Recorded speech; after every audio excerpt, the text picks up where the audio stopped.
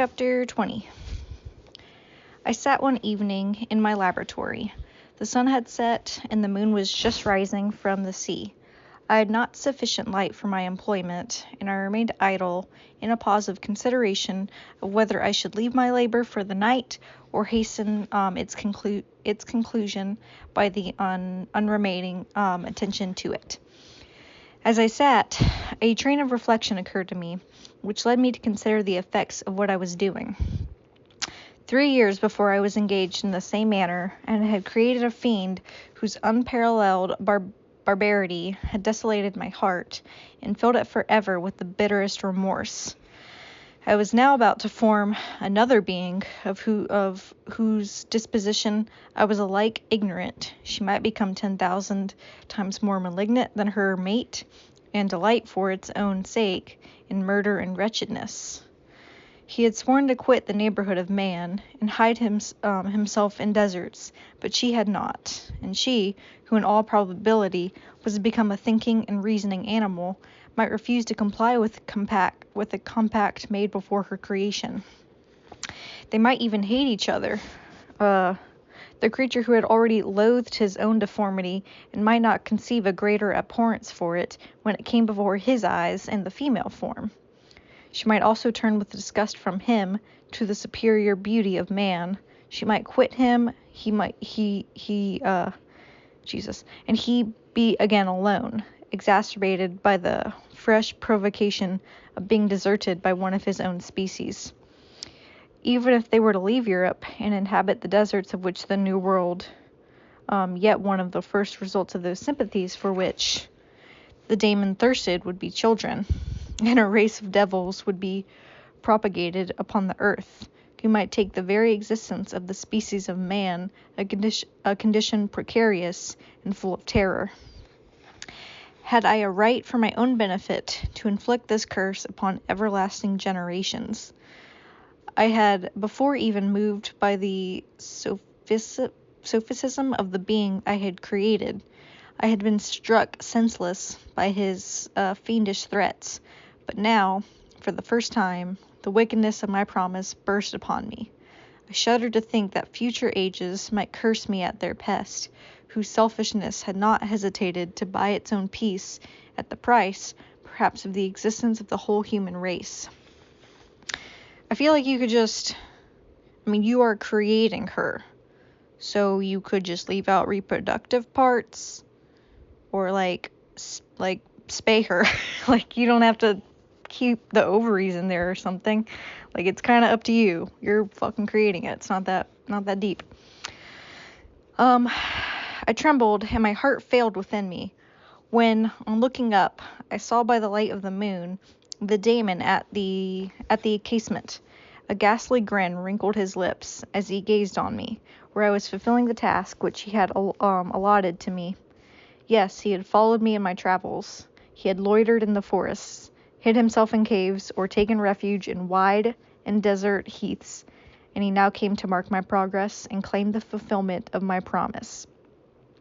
As I looked on him, his countenance expressed the utmost extent of malice and treachery. I thought with a sensation of madness on my promise of creating another like him, and trembling with passion, tore to pieces the thing in which I was engaged. Oh, that's sad for him. The wretch saw me destroy the creature on whose future existence he depended for happiness, and with a howl of devilish despair and revenge, withdrew. Oh, that's so fucking... He promised, and then he, legit set out to do it, and then in front of him just rips it up and says, JK, I don't want to do it anymore. God, it's fucking evil. I left the room, and locking the door, made a solemn vow in my own heart never to resume my labors, and then with trembling steps I sought my own apartment. I was alone. None were near me to dissipate the gloom and relieve me from the sickening oppression of my most terrible reveries. Several hours passed, and I remained near my window, gazing on the sea. It was almost motionless, for the winds were hushed and all nature reposed under the eye of the quiet moon. A few fishing vessels alone specked the water now and then, and the gentle breeze wafted the sound of voices as the fishermen called to one another. I felt the silence, although I was hardly conscious of its extreme profundity, until my ear was suddenly arrested by the paddling of oars near the shore, and a person landed close to my house. In a few minutes after, I heard the creaking of my door, as if someone endeavored to open it softly. I trembled from head to foot. I felt a presentiment of who it was, and wished to rouse one of the peasants who dwelt in a cottage not far from mine, but I was overcome by the sensation of helplessness, so often felt in frightful dreams, when you in vain endeavor to fly from an impending danger, and was rooted to the spot. Presently, I heard the sound of footsteps along the passage. The door opened, and the wretch whom I dreaded appeared. Shutting the door, he approached me, and in a smothered voice said, "You have destroyed the work which you began. What is that you intend? Do you dare break your promise? I have endured toil and misery. I left Switzerland with you. I crept along the shores of the Rhine, among its willow islands, and over the summits of the hills. I have dwelt many months in the heaths of England, and among the deserts of Scotland. I have endured incalculable fatigue, and cold, and hunger. Do you dare destroy my hopes? Begone. I do not break my promise. I do break my promise. Never will I create another like yourself, equal in deformity and wickedness. Slave, I before reasoned with you, but you have proved yourself unworthy of my condescension. Remember that I have power. You believe yourself miserable, but I can make you so wretched that the light of day will be hateful to you. You are my creator, but I am your master. Obey." Damn. The hour of my irresolution is past, and the period of your power is arrived.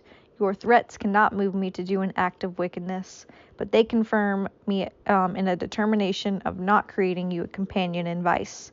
Shall I, in cold blood, set loose upon the earth a daemon whose delight in it is in death and wretchedness? Begone. I am firm, and your words will only exacerbate my rage. The monster saw my determination in my face, and gnashed his teeth in an impotence of anger. "Shall each man," cried he, "find a wife for his bosom, and each beast have his mate, and I be alone? I had feelings of affection, and they were requited by detestation and scorn. Man, you may hate, but beware. Your hours will pass in dread and misery, and soon the bolt will fall which must ravish from you your happiness forever. Are you to be happy while I grovel in the intensity of my own wretchedness? You can blast my other passions, but revenge remains. Revenge, henceforth, dearer than light or food. I may die, but first you, my tyrant and tormentor, shall curse the sun that gazes on your misery. Beware, for I am fearless, and therefore powerful. I will watch with the willingness of a snake, that I may sting with its venom. Man, you shall repent of the injuries you inflict. Devil, cease, and do not poison the air with these sounds of malice. I have declared my resolution to you, and I am no coward to bend beneath words. Leave me. I am inexorable. It is well, I go, but remember, I shall be with you on your wedding night." Ooh, fuck. I started forward and exclaimed, "Villain, before you sign my death warrant, be sure that you are, I fucked up that threat. Be sure that you are yourself safe." I would have seized him, but he eluded me and quitted the house with precipitation. In a few moments, I saw him in his boat, which shot across the waters with an arrowy swiftness, and was soon lost amidst the waves. All was again silent, but his words rung in my ears. I burned with rage to pursue the murderer of my peace and precipitate him into the ocean. I walked up and down my room hastily and perturbed, while while my imagination conjured up 1,000 images to torment and sting me. Why had I not followed him and closed him with his mortal strife? But I suffered him to depart, and he had directed his course towards the mainland. I shuddered to think who might be the next victim sacrificed to his insatiate revenge.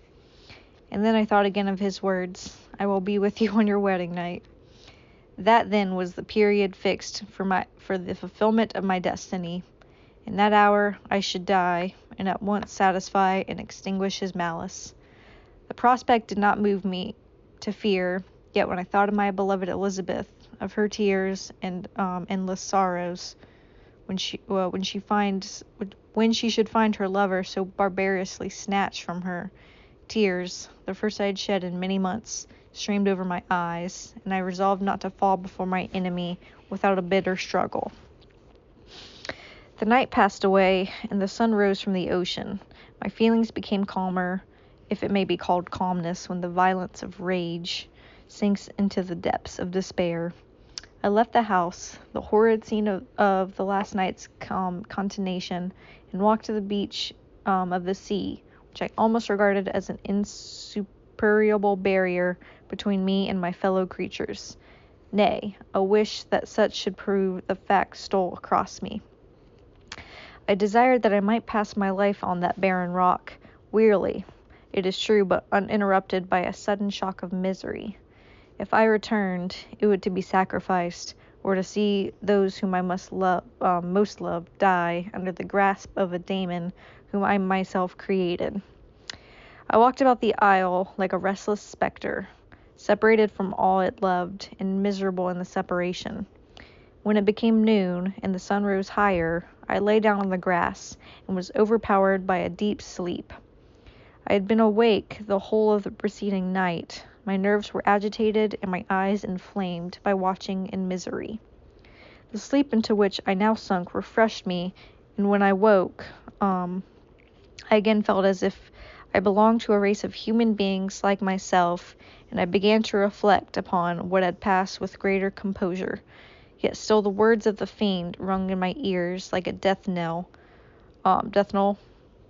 They appeared like a dream, yet distinct and oppressive as reality. The sun had far descended, and I still sat on the shore, satisfying my appetite, which had become ravenous, with an oaten cake, when I saw a fishing boat land close to me, and one of the men brought me a packet. It contained letters from Geneva, and one from Clerval, entreating me to join him. He said that he was wearing away from his time fruitlessly where he was, that letters from his friends, from the friends he had formed in London, desired his return to complete the negotiation they had entered into for his Indian enterprise. He could not any longer delay his departure, but as his journey to London might be followed even sooner than he now conjectured by his longer voyage, he entreated me to bestow as much of my society on him as I could spare. He besought me, therefore, to leave my solitary isle and meet him at Perth, that we might proceed southwards together. This letter in a degree recalled me to life, and I determined to quit my island at the expiration of 2 days. Yet before I departed, there was a task to perform on which I shuddered to reflect. I must pack up my chemical instruments, and for that purpose I must enter the room which had been the scene of my odious work, and I must handle those utensils, the sight of which was sickening to me. The next morning, at daybreak, I summoned sufficient courage and unlocked the door to my laboratory. The remains of the half-finished creature whom I had destroyed lay scattered on the floor, and I almost felt as if I had mangled the living flesh of a human being. I paused to collect myself, and then entered the chamber. With trembling hand, I conveyed the instruments out of the room, but I reflected that I ought not leave the relics of my work to excite horror and suspicion of the peasants. I accordingly put them into a basket with a great quantity of stones, and laying them up, determined to throw them into the sea that very night, and in the meantime I sat upon the beach, employed in cleaning and arranging my chemical apparatuses. Nothing could be more complete than the alteration that had taken place in my feelings since the night of the appearance of the daemon. I had before regarded my promise with a gloomy despair as a thing that, with whatever consequences, must be fulfilled. But now I felt as if the film had been taken from before my eyes, and that I, for the first time, saw clearly. The idea of renewing my labors did not for one instant occur to me. The threat I had heard weighed on my thoughts, but I did not reflect that a voluntary act of mine could avert it. I had resolved in my own mind that to create another like the fiend I had first made would be an act of the basest and most atrocious selfishness.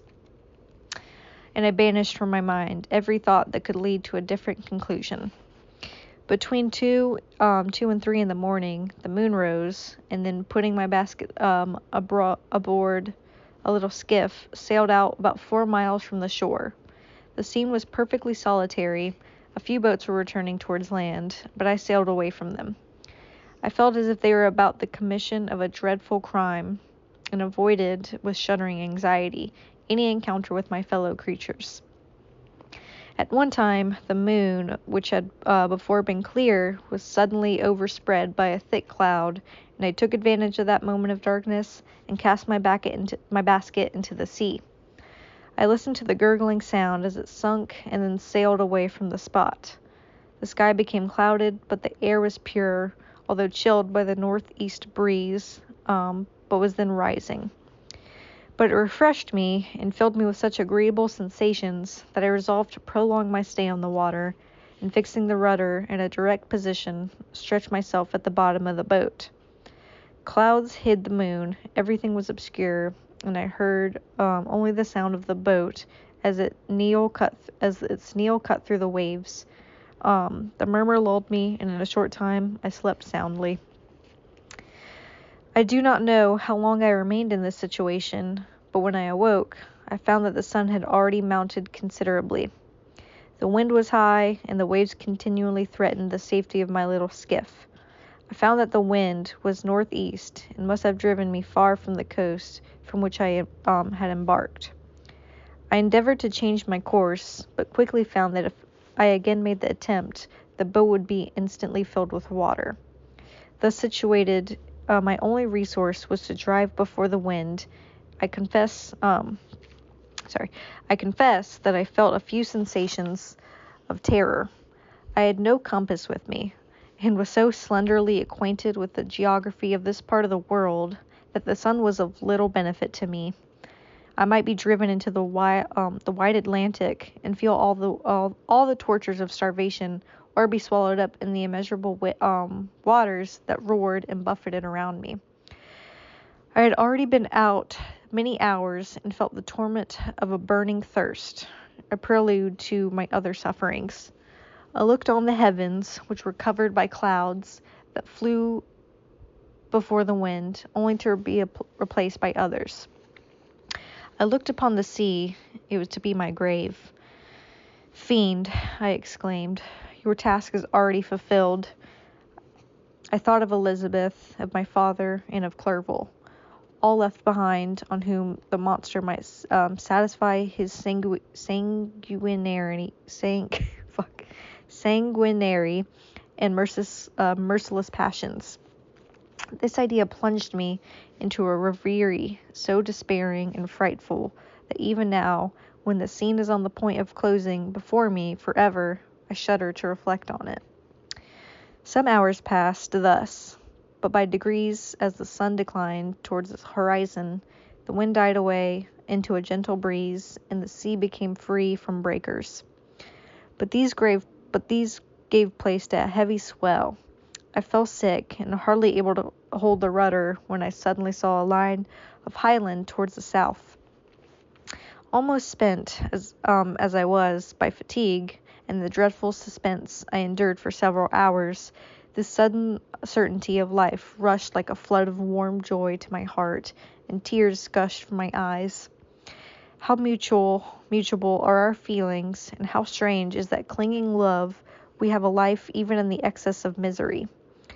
I constructed another sail with part of my dress and eagerly steered my course towards the land. He's wearing a dress. It had a wild and rocky appearance, but as I approached nearer, I easily perceived the traces of cultivation. I saw vessels near the shore and found myself suddenly transported back into the neighborhood of civilized man. I carefully traced the windings of the land and hailed a steeple, which at length saw ensuing from behind a small promontory. As I was in a state of extreme debility, I resolved to sail directly towards the town as a place where I could most easily procure nourishment. Fortunately, I had money with me. As I turned the promontory, I perceived a small, neat town and a good harbor, which I entered, my heart pounding with joy as at my unexpected escape. As I was occupied in fixing the boat and arranging the sails, several people crowded towards the spot. They seemed much surprised at my appearance, but instead of offering me any assistance, whispered together with gestures that at any other time might have produced in me a slight sensation of alarm. As it was, I merely remarked that they spoke English, and therefore addressed them in that language. "My good friends," said I, "will you be so kind as to tell me the name of this town and inform me where I am?" You will know that soon enough," replied a man with a hoarse voice. Maybe you are to come to a place that will not prove much to your taste, but you will not be consulted as to your quarters, I promise you. I was exceedingly surprised on receiving so rude an answer from a stranger, and I was also disconcerted on perceiving the frowning and angry countenances of his companions. "Why do you answer me so roughly?" I replied. "Surely it is not the custom of Englishmen to receive strangers so inhospitably." "I do not know," said the man, "what the custom of the English may be, but it is the custom of the Irish to hate villains." While this strange dialogue continued, I perceived the crowd rapidly increase. Their faces expressed a mixture of curiosity and anger, which annoyed and in some degree alarmed me. I inquired the way to the inn, but no one replied. I then moved forward, and a murmuring sound arose from the crowd as they followed and surrounded me, when an ill-looking man approaching tapped me on the shoulder and said, "Come, sir, you must follow me to Mr. Kirwan's to give an account of yourself." "Who is Mr. Kirwan? Why am I to give an account of myself? Is this not a free country?" "Damn, it's almost like it's not fun to be treated like you the bad guy when you didn't even do anything. Crazy." "Aye, sir, free enough to be honest folks. Mr. Kirwan is a magistrate, and you are to give an account of the death of a gentleman who was found murdered here last night." "Oh. Damn. Well, sucks to suck. Don't be an asshole." This answer startled me, but I presently recovered myself. I was innocent. That could easily be proved. Accordingly, I followed my conductor in silence and was led to one of the best houses in the town. I was ready to sink from fatigue and hunger, but being surrounded by a crowd, I thought it politic to rouse all my strength, that no physical debility might be construed into apprehension or conscious guilt. Little did I then expect the calamity that was in a few moments to overwhelm me and extinguish in horror and despair all fear of ignominy. I don't know, say that fucking word. Ignominy or death. I must pause here, for it requires all my fortitude to recall the memory of the frightful events which I am about to relate in proper detail to my recollection.